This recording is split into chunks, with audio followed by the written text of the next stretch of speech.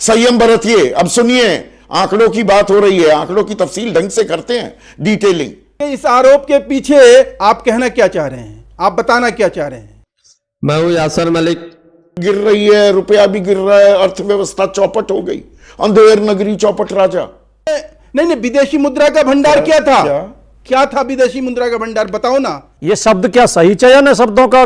बेशर्म और बेहया कहेंगे आप विपक्ष के लिए। और आप देख रहे हैं अपना यूट्यूब चैनल YS3 न्यूज। नहीं, अंधे गूंगे बहरों का देश है क्या? दिखाई नहीं दे रहा है क्या?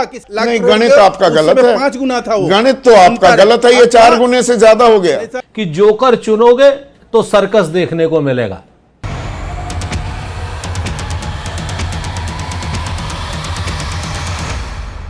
संदीप चौधरी और बीजेपी के प्रवक्ता महेश वर्मा के बीच में हुई तीखी बहस अर्थव्यवस्था को लेकर और डॉलर जो लगातार बढ़ता जा रहा है, रुपया गिरता जा रहा है, उसको लेकर जब संदीप चौधरी ने बीजेपी के प्रवक्ता महेश वर्मा से सवाल पूछे कि आखिर क्या वजह है, इतना रुपया क्यों गिर रहा है, तो बीजेपी के प्रवक्ता संदीप चौधरी के ऊपर चढ़ने लगते हैं और संदीप चौधरी को मतलब प्रोपेगेंडा का फैलाने वाला और इस तरीके से झूठ फैलाने वाला बताने लगते हैं, जिसके बाद संदीप चौधरी बीजेपी प्रवक्ता की कलई वहीं पर खोलकर रख देते हैं, उनके झूठ का पर्दाफाश करते हैं और जो भी आंकड़े बीजेपी प्रवक्ता देते हैं संदीप चौधरी उसको वहीं पर झुठला देते हैं और सही आंकड़े बताते हैं। और कांग्रेस के प्रवक्ता सुरेंद्र राजपूत ने भी बहुत तीखी धुलाई की है बीजेपी प्रवक्ता की, और साथ के साथ राजकुमार भाटी ने भी बीजेपी प्रवक्ता ही कलई खोलकर रख दिया। आप लोग ये पूरी डिबेट देखकर जाइए, बहुत अच्छी डिबेट होने वाली है अर्थव्यवस्था पर और जो रुपया लगातार गिर रहा है, डॉलर बढ़ रहा है, क्या कमी रही है, संदीप चौधरी ने पूरी डिटेल से बताई है और सारे अच्छे अच्छे सवाल पूछे हैं। तो बीजेपी प्रवक्ता कैसे घबरा जाते हैं और कैसे उठकर भागने की कोशिश करते हैं, आप लोग पूरी डिबेट देखिए। तो प्रोफेसर महेश वर्मा, सब चंगा सी, बल्ले बल्ले इकोनॉमिक्स, रुपया ठीक चल रहा है, अर्थव्यवस्था पर कोई असर नहीं पड़ने वाला है, अच्छी इकोनॉमिक्स पढ़ा रही हैं। मैं भी इकोनॉमिक्स का स्टूडेंट रहा, मुझे शायद ये मेरे प्रोफेसर्स पढ़ाना भूल गए।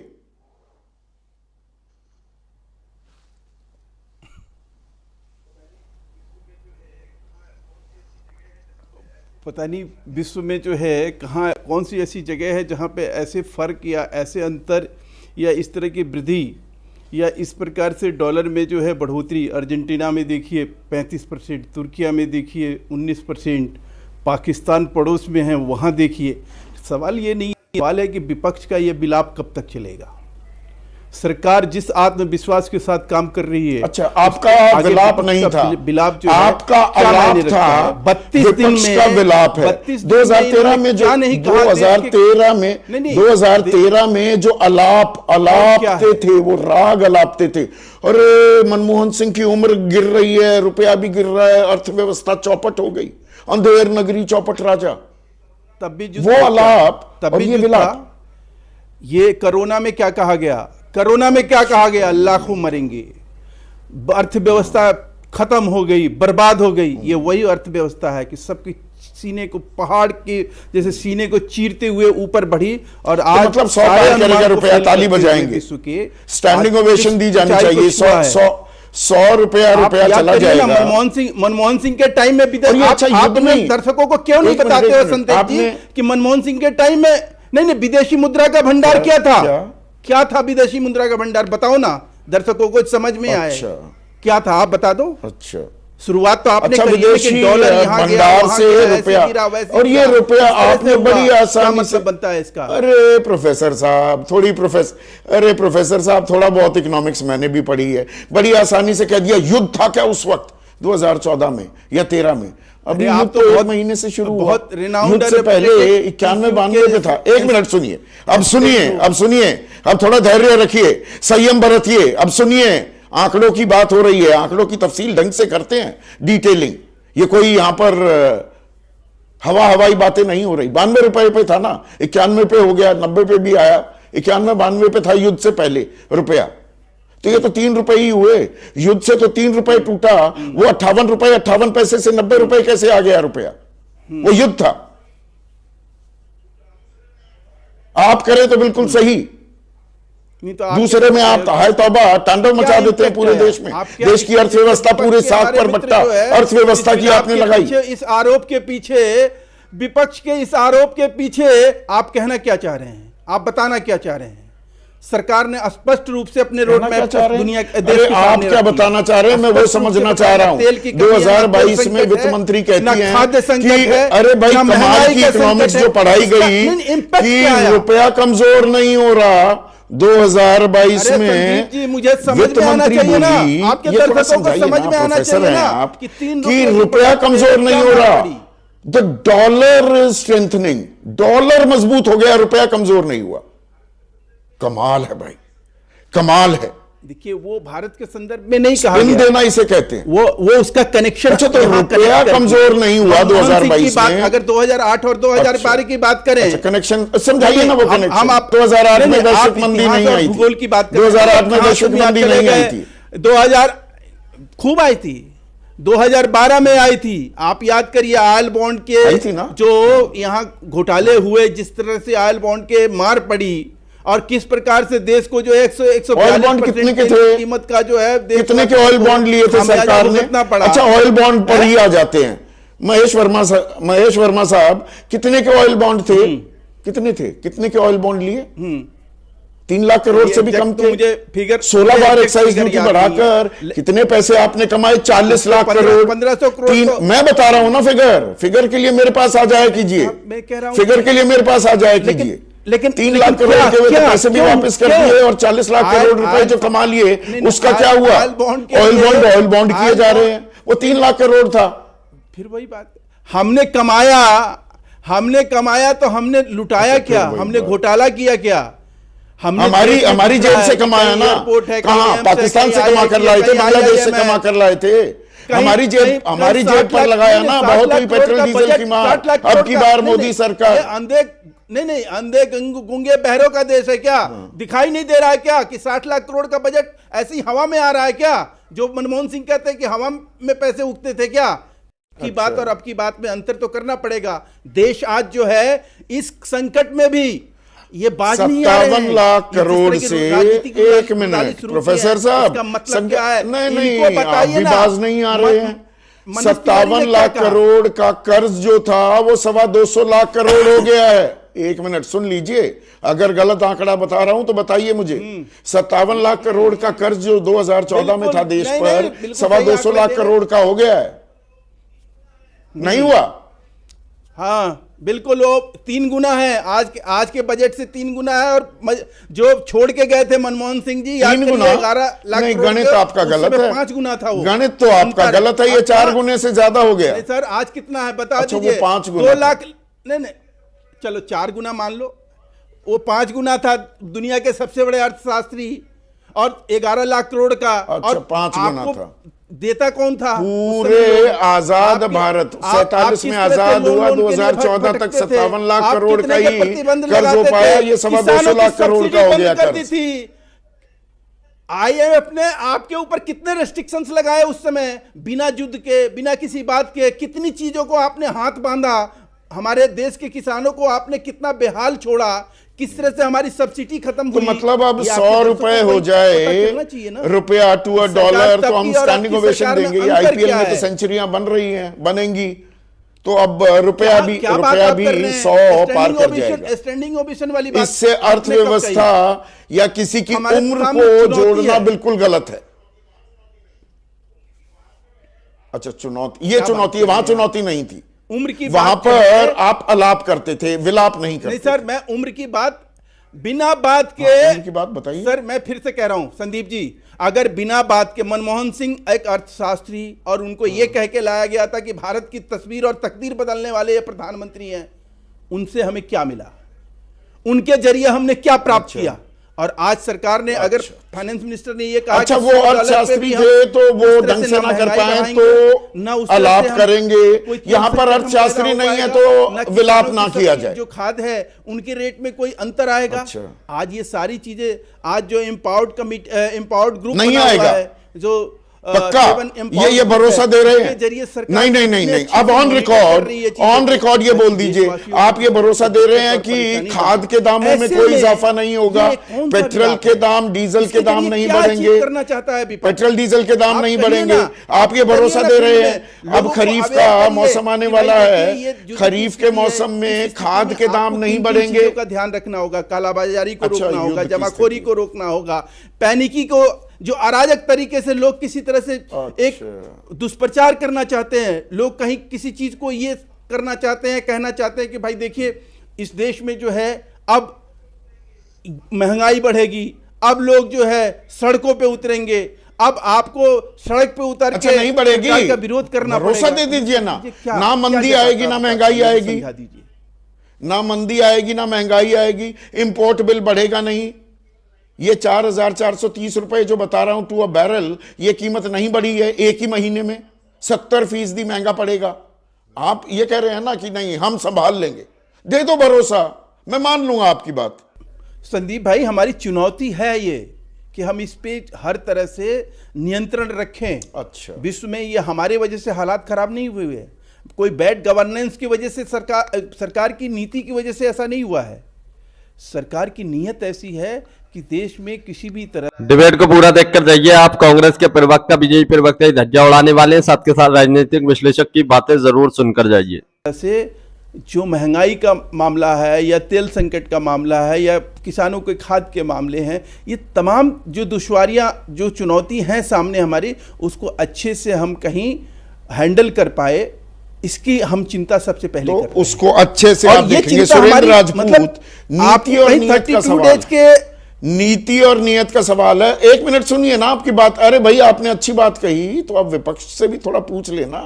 ये जो हर बात पर सरकार पर आरोप लगाते हैं, नीति और नियत की बात है। सरकार की नियत साफ है और नीति है कि आम आदमी को हम परेशान नहीं होने देंगे।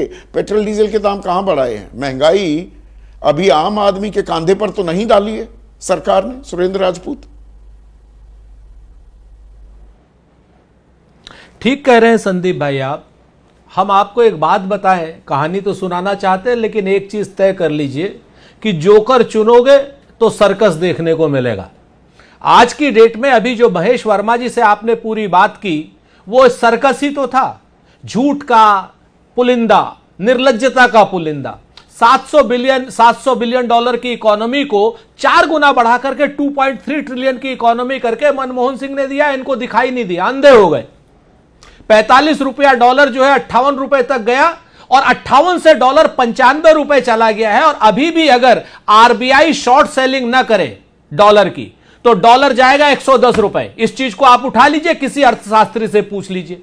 मनमोहन सिंह को गाली देने का कोई मौका नहीं चूकते, लेकिन मनमोहन सिंह ने जो किया, 700 बिलियन डॉलर की इकोनॉमी को 2.3 ट्रिलियन डॉलर की इकोनॉमी, यानी 4 गुनी की इकोनॉमी करी। और इन लोगों ने 2.3 को भी 4.6 भी नहीं कर पाए, 2 गुनी इकोनॉमी भी नहीं कर पाए। और महेश वर्मा जी कान खोल करके सुन लीजिए, कान से खून निकलने लगेगा। इनकार कर सकते हैं, ये महंगाई की शुरुआत। आपके समय में अगर रुपया कमजोर हो रहा था, वो सरकार की नीयत और नीतियों पर सवाल था। यहां तो एक युद्ध छिड़ा हुआ है, 32वां दिन हो गया इस युद्ध का।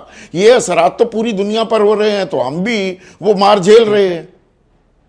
भाई पिछले एक महीने में 3.5% ही तो टूटा है रुपया, ऐसे थोड़ा कि बिल्कुल हाहाकार या मारामारी हो गई। ऐसा आप इस युद्ध को संदीप भाई, आप इस युद्ध को शिखंडी बना करके उसके पीछे जो छुपेगा वो पाप का भागी होगा, श्राप का भागी होगा, नरक का भागी होगा। युद्ध तो ये पिछली 28 तारीख को शुरू हुआ। रुपया 92 डॉलर तो डॉलर तो 92 रुपए में पहले ही आ गया था, अभी तो 95 पे गया। भाई 61% की डाउनफॉल तो पहले हो गई थी, और ये तब हुई है जब आप डॉलर धकाधक मार्केट में डाल रहे हैं, जब पिछले 6 महीने से कोई निवेश नहीं आ रहा है, जब डॉलर की आप शॉर्ट सेलिंग कर रहे हैं। व्यापारी अर्थशास्त्रियों से पूछिए ना कि डॉलर को मार्केट में अगर नहीं निकाला होता आरबीआई ने, तो अभी 110 रुपए से ऊपर डॉलर पहुंच गया होता। यह मैं पूरी जिम्मेवारी से कह रहा हूं। अर्थव्यवस्था की इन लोगों ने पूरी तरीके से बर्बाद करके रख दी। और बर्बाद भी क्यों की है? क्योंकि डोनाल्ड ट्रंप, उसके दामाद, उसके बेटे को कंपनियां देना चाहते हैं। में ऐसी हड़बड़ी मचाने की, और आम आदमी पर तो अभी असर नहीं डलने दिया है ना। ये तो इस बात से तो इनकार नहीं किया जा सकता। आप जी भविष्य में क्या होगा, क्या त्राहिमाम मच जाएगा, आप पैनिक फैला रहे हैं क्या? ये जो संदीप जी गैस एजेंसियों के सामने एक एक 1.5 किलोमीटर लंबी लाइन लगी हुई है, इनसे आम आदमी पे कोई फ़र्क नहीं पड़ रहा। ये जो गैस के सिलेंडर, रसोई गैस के सिलेंडर 5-5 गुनी कीमत में बिक रहे हैं, इनसे आम आदमी पे कोई फ़र्क नहीं पड़ रहा। ये जो कॉमर्शियल सिलेंडर की सप्लाई बंद कर दी गई है, रेस्टोरेंट और होटल वाले और दुकानदार परेशान हैं, इससे आम आदमी प्रभावित नहीं हो रहा। लेकिन मैंने सुना कि महेश वर्मा जी ने अपने 6-7-8 मिनट के संबोधन में आखिरी वाक्य बहुत अच्छा कहा, मैं उनसे सहमत हूँ कि ये संकट सरकार की नीतियों की वजह से नहीं आया, युद्ध की वजह से आया। तो भैया इसे आप अपने सिर पे क्यों ओढ़ रहे हो? ये आप खुल के कहो नहीं कि संकट है, युद्ध की वजह से है, परेशानी है, विपक्ष को साथ बैठाओ, विपक्ष की सलाह लो। अब महेश वर्मा कह रहे हैं विपक्ष तो रुदन कर रहा है।